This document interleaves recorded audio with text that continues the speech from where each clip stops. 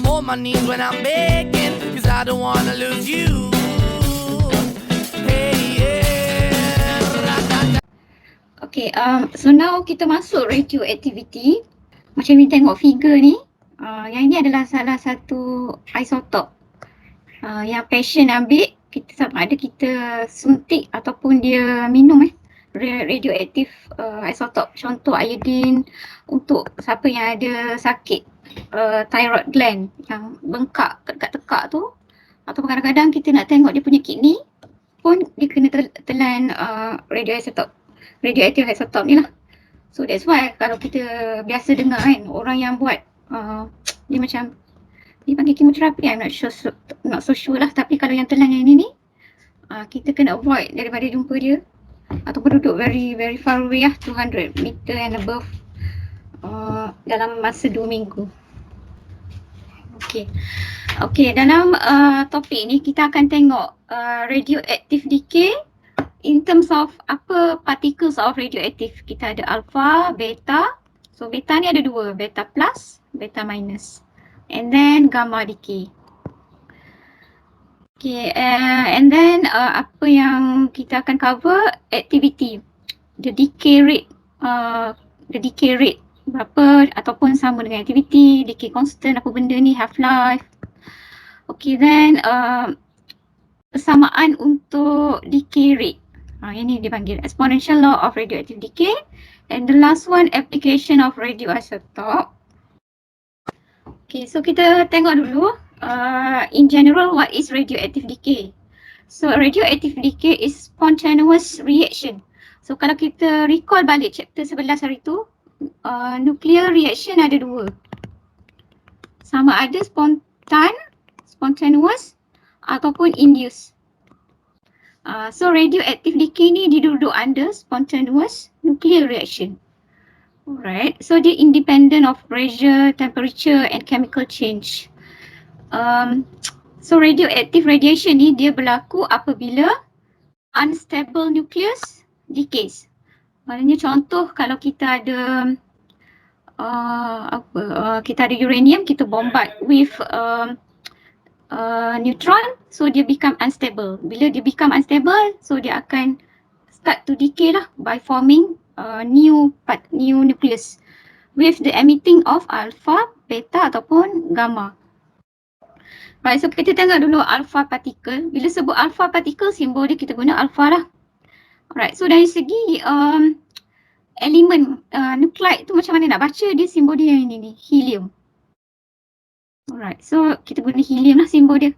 Kalau dalam contoh dalam reaction ni, so walaupun dia tak cakap ini alpha, so kita kena hafal this is alpha particle.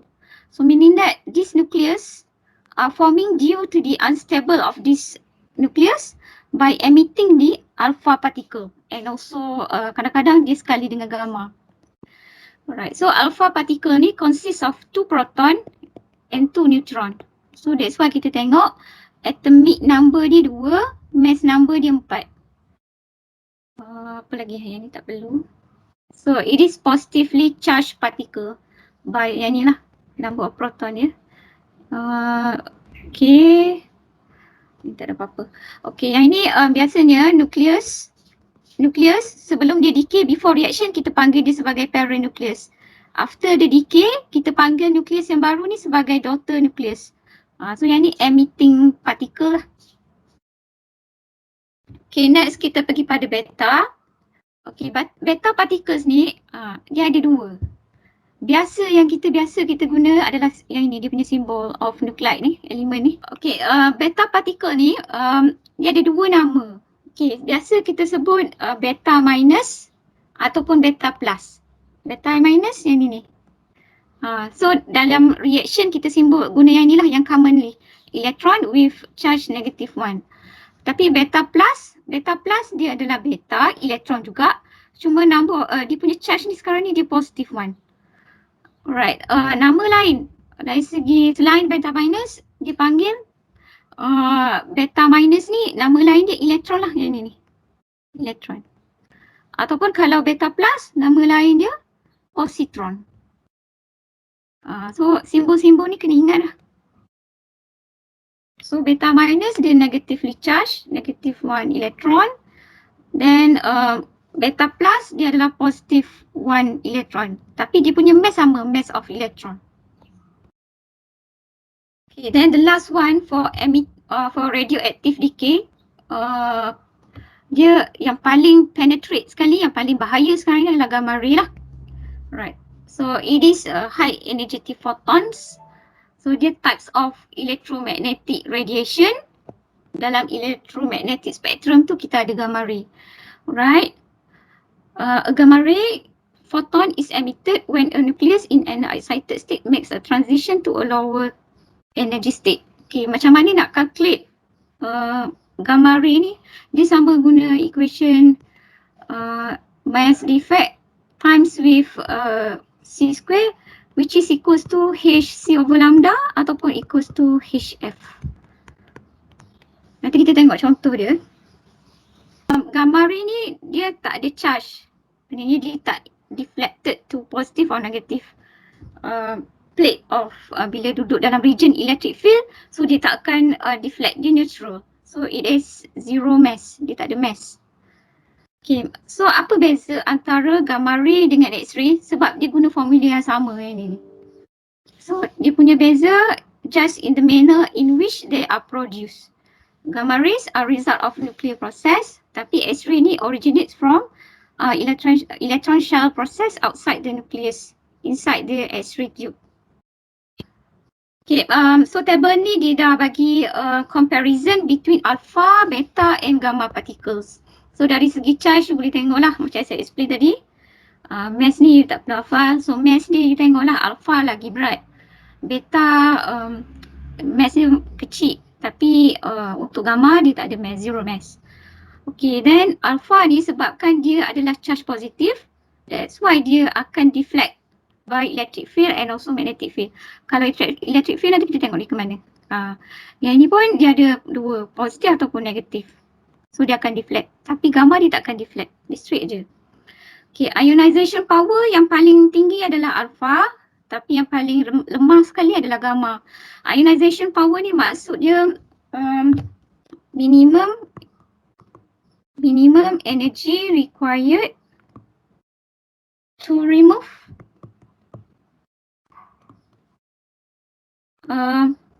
electron so that it will become positive. Ataupun it become ionized. Kalau dia hilang elektron, dia akan become ionized. Tapi yang paling lemah sekali gamma lah sebab dia tak ada charge. Alright. Compared to penetration power, dia terbalik. Gamma paling tinggi lah. Alpha, beta, gamma. Nanti kita tengok figure. Okay, so this is the comparison. So kita tengok alpha ni dia charge positif. So that's why kalau dia masuk dalam region electric field, dia akan deflect to negative plate. Okay, beta ni kalau dia tak cakap beta minus atau beta plus, normally kita assume dia sebagai negatif. Alright, so bila negatif dia akan deflect to positive plate. Tapi gamma di natural, so dia straight je. Okay, so sama jugalah kalau dia masuk dalam region of magnetic field, so dia akan deflect kecuali gamma. Okay, dia tak ada tunjuk. Yang ini ni kalau ada, saya tak sure dalam modul ada tak. Yang ni a piece of paper dia boleh penetrate. Piece of paper. Yang ni famous lah. Yang ni ada, saya tak ingat lah. Dia punya contoh-contoh material biasa yang dia boleh penetrate. Jadi boleh refer lah. Alright, so yang ni tak ada apa. Cuma nak bagi tahu formula Einstein tu kita akan guna yang ni. Alright, so mass defect dalam radioactive decay dia samalah macam chapter 11. So kita ambil sum of nucleus before reaction minus with mass of nucleus after reaction. Alright, so yang ni tak ada apa. Disintegration is spontaneous macam saya explain tadi, and commonly with the emission of alpha, beta and gamma. Alright, yang ni penting. Okay, untuk nuclear reaction ataupun decay berlaku, maknanya the process of perebutan tu berlaku, syarat dia mesti energy is released. Energy is released. So bila you dapat delta M ataupun Q you dapat positif, nama dia kita panggil sebagai exothermic. Ada dua lah.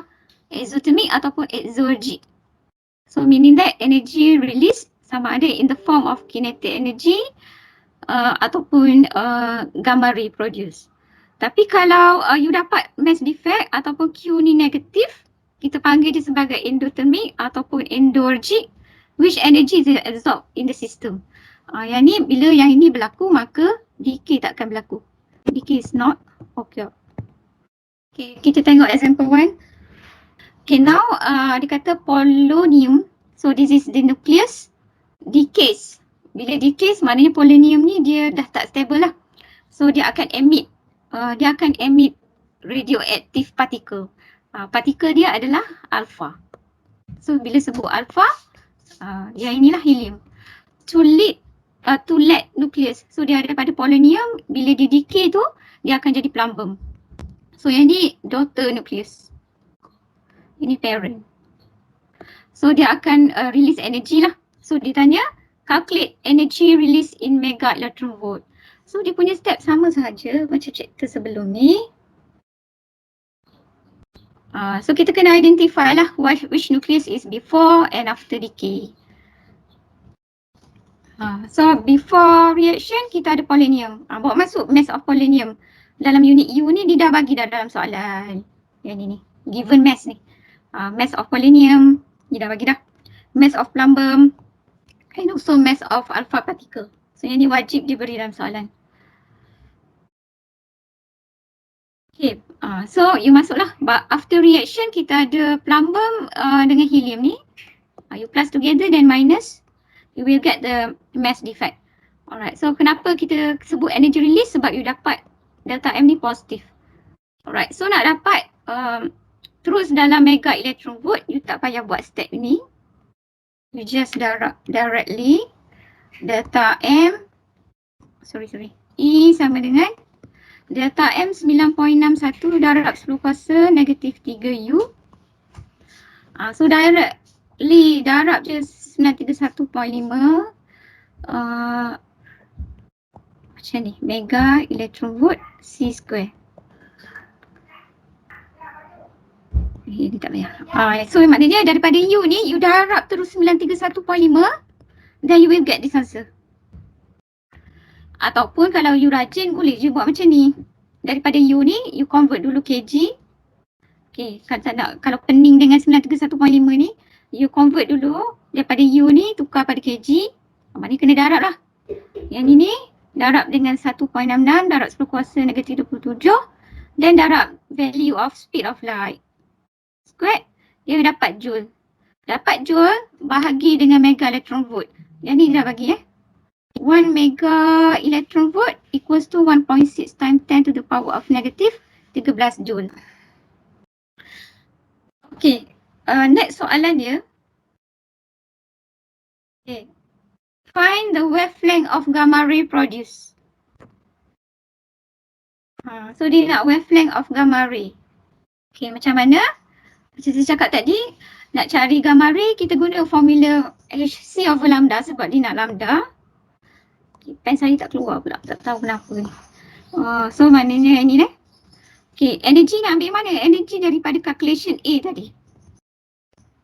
Okay, pen saya tak keluar.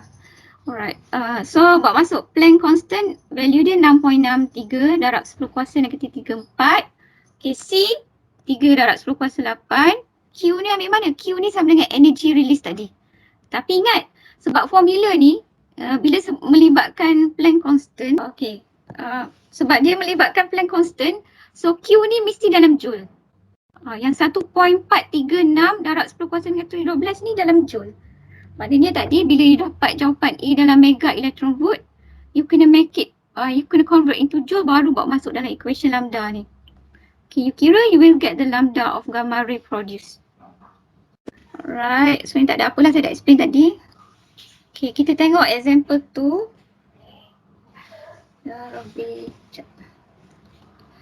Okay, example 2, kita ada nickel 66 nucleus. Okay. Lepas tu dia kata dia decays to a new nucleus by emitting a beta particle. Maknanya after reaction kita akan ada beta particle. So now write an equation to represent the nuclear reaction. So dia suruh cari Dia suruh buat reaction tu. So you buat macam ni je. Ataupun yang ni you kena google lah sikit. Tengok periodic table. Nikel ni sepatutnya dia adalah 6628. So dia tak bagi tahu, dia kata new nucleus saja. So you buat X. You buat X 66. Bila yang ini beta decay. So kalau dia tak cakap dalam soalan beta minus ataupun beta plus, kita assume dia sebagai beta minus.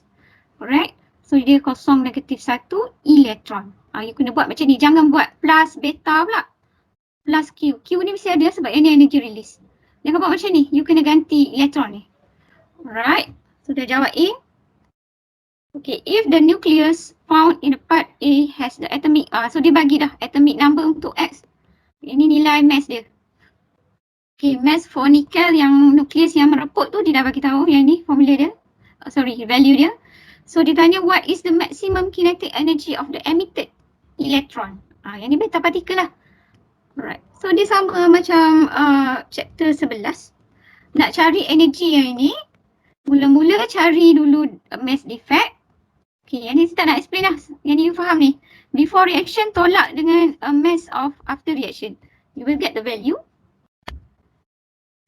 Alright. Then you settle down. Yang ni dicari dalam joule dulu.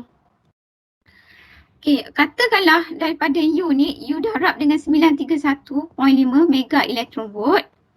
Okay, sebab dia soalan dia nak kinetic energy. Yang ini bila you dapat dalam mega electron volt tu, you kena convert into joule. Ataupun nak selamat, you cari mass defect dalam U, you jadikan dia dalam kg. Kena darab yang ni lah. Lepas tu darab speed of light. So you dapat lah tenaga release ni sekarang ni. Tenaga nuklear yang release, tenaga yang mereput, dia bergantung kepada kinetic energy maximum of the emitted particle. Yang ni. Alright, so now kita masuk decay constant. Okay, decay constant, simbol dia lambda. Bila sebut lambda dalam chapter 12 ni bukan wavelength dia adalah decay constant. This is not wavelength. Okay, yang ni bukan wavelength. Okay, untuk radioactive source, decay rate, kadar perebutan dia sama juga dengan activity. Saya punya pen hilang. Tapi yang ini kalau yang nampak saya punya mouse warna merah ni, yang saya tengah gerak-gerakkan ni. So activity simbol dia A, dN over dt adalah decay rate, kadar perebutan.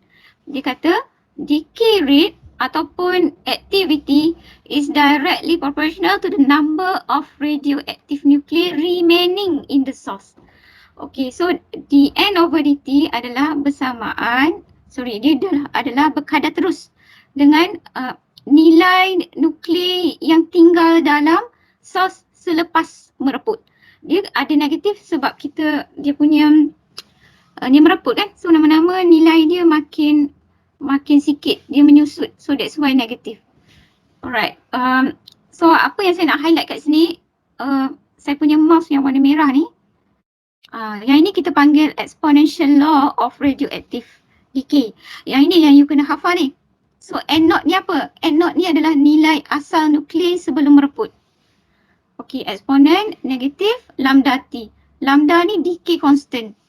N ni apa? N ni adalah nilai nuklei selepas mereput. Maknanya baki yang tinggal. Okay, lepas dia yang value of mereput tu kita tak nak tahu. Kita nak guna, yang dalam soalan ni, yang dalam equation ni, N ni adalah nilai nuklei baki dia yang tidak mereput. Okay, so unit dia ada dua kelas, sama ada Curie ataupun Becquerel. Okay, biasanya kita guna BQ ni, Becquerel. Okay, disebabkan bila kita ambil N, nuclei versus time, kita akan dapat inversely proportional. Sebab dia makin menyusut. Kalau dia A versus T pun, dia punya graf sama.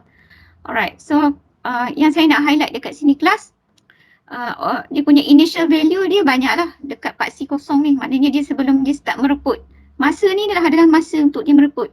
Okay, so sebelum dia mereput, dia ada N naught. N naught ni nilai asal. Okay, kelas ni tengok sampailah dia mereput sampai separuh daripada yang tinggal ni adalah separuh daripada nilai asal. Maknanya ini ni.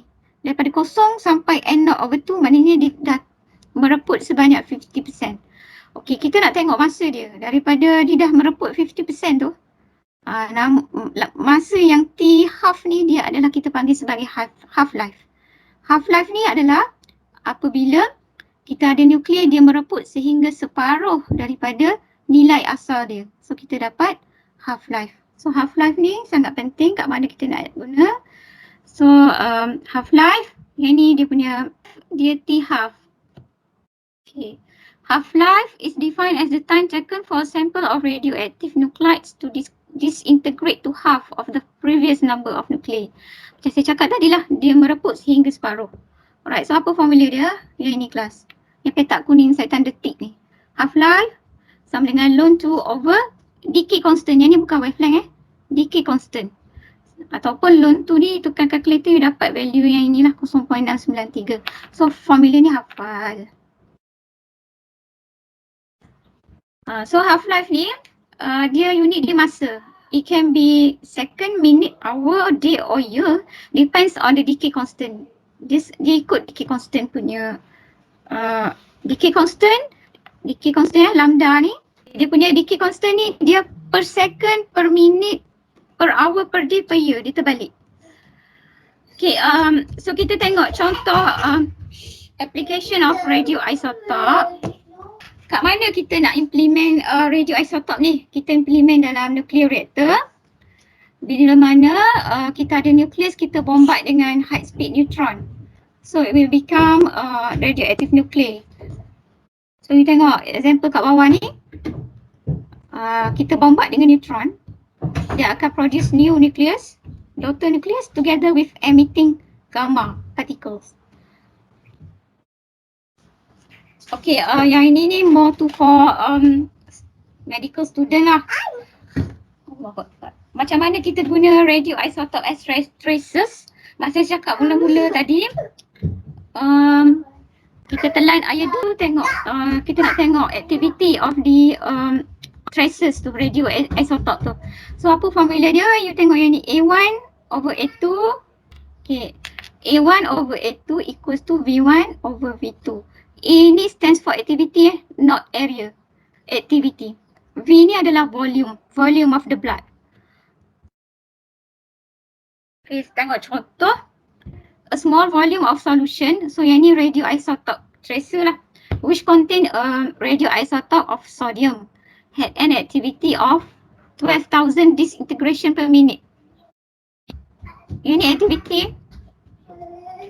Yang ni A. When it was injected into bloodstream of a patient, dia kena inject. Dia kata lepas 30 jam, activity of 1 centimeter cube. So this is V0. Ini V0. Of the blood, so ini masa lah. Of the blood was found to be 0.5 disintegration per minute. Maknanya yang ini A, yang remaining. If the half-life of the sodium isotope is 15 hours, so yang ni T half. Estimate the volume of blood in the patient. So dia nak V2. So yang ni V1 Okay, kita tengok solution dia. Okay, disebabkan dia bagi half-life, kita kena cari decay constant. Okay, so ln 2 divided by 15 jam. So you akan dapat decay constant dia bila you bahagi ni, you akan dapat per hour. Sebab saya cakap tadi, unit decay constant ni dia refer pada, ataupun half-life ni dia bergantung kepada decay constant. Alright, so kita kena tahulah lepas 30 jam tu, activity dia macam mana? The remaining decay dia tu tinggal berapa lagi dia punya yang baki dia tu berapa. So kita guna formula ni. Activity dia yang A0 12,000 darab dengan exponential. Okay, negatif. Okay, yang ni decay constant. Decay constant daripada sini lah, bawa masuk sini. Alright, so dia per hour. Masa dia you kena ambil 30 jam. So you dapat lah Dia punya A2 dia sekarang ni adalah 3,000 per minit.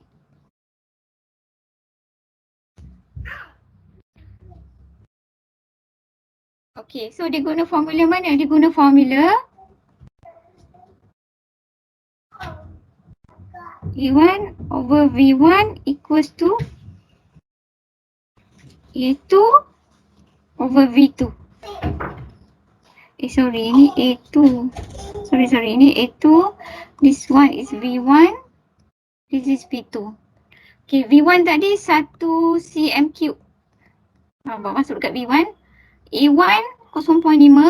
A2 yang kita cari ni 3,000 ni bawa masuk kat bawah. So V2 at the end you will get lah the value for V2. Jadi kalau you tak faham, tolong tengok balik modul. Soalan lebih kurang, dia punya solution lebih kurang sama. Soalan lain. Alright, so volume of the blood, you akan dapat 6,000 cm cube. Dia follow unit of V1. Okay, yang ni pun biasa ditanya. Application of radioisotope. You boleh jawab lah, dalam medicine dia apa? Dia untuk cancel, untuk destroy cancer cells. Apa, kita nak treat tumors. Agriculture dia untuk apa? Formulate fertilizer. Ataupun dalam, yang ni yang famous lah, untuk arkeologi. Okay, arkeologi ni biasa kita nak, artifact yang kita jumpa tu kita nak tahu age dia berapa. Dia asal daripada kurun mana. So kita akan guna radioisotope. Okay, ataupun dia punya nama khas untuk arkeologi punya field, what we call as carbon dating. Okay, so kita tengok contoh living, so yang ni dia punya explanation of carbon dating. Macam kita ni, living organism, kita ni, kita makan asal daripada tumbuh-tumbuhan, kita bernafas, sebenarnya kita ambil carbon 14. Carbon 14. So carbon 14 ni dia asal daripada cosmic radiation. So dalam alam kita ni, muka bumi ni, so dia akan ada dalam udara ada, alright, ataupun kayu, tumbuh-tumbuhan, pokok dalam soil pun ada, everything lah. Kita bernafas pun memang ada. Cuma sebab tu bila kita mati esok, kita akan mereput. Living organism bila dia mati esok, dia akan mereput. Atau living organism tak semestinya manusia contoh kayu. Okay, dalam soalan ni kita ada archaeologists on a dig finds a fragment of an ancient basket woven from grass. Asal daripada dijumpa bakul ni dibuat daripada rumput. Later it is determined that the carbon 14 contain of, walaupun dia jumpa benda ni benda ancient kuno, tapi dia boleh detect sebenarnya dia ada lagi remaining carbon 14 inside that basket, which is equals to 9.25% daripada equal carbon sample from the present day grass. So dia kata kalau half-life carbon 14 ni 5730 years, determine the age of the basket. So apa kita kena buat? Mula-mula cari decay constant. Okay, guna formula ni. Half-life ni dah bagi dah 5730 untuk carbon 14. This is the answer, 5730. So now kita kena cari decay constant. Okay. Sebabkan T-life ni dalam unit year, so kita akan dapat lambda ni pun dalam unit per year. Alright, so nak tahu age of the basket, kita guna formula n equals to n naught exponential negative lambda t. Alright, yang ni dah cakap dah. The remaining, baki carbon 14 yang tertinggal dalam basket tu adalah 9.25 darab 10 kuasa negatif 2 daripada nilai asal. So nilai asal kita tak tahu, you buat je n naught. N naught belah kiri, belah kanan memang ada n naught, nanti boleh potong. So tak perlu pun kita tahu nilai sebenar carbon 14 tu. Darab dengan exponential negatif lambda. So that's why kita kena cari lambda ni. Daripada atas ni, bawa masuk ke eksponen ni. Darab dengan T. Nanti at the end, you settle down, we'll get the ancient basket ni berapa umur dia. 19,674 tahun yang dulu. Kita dah habis for second sem punya syllabus.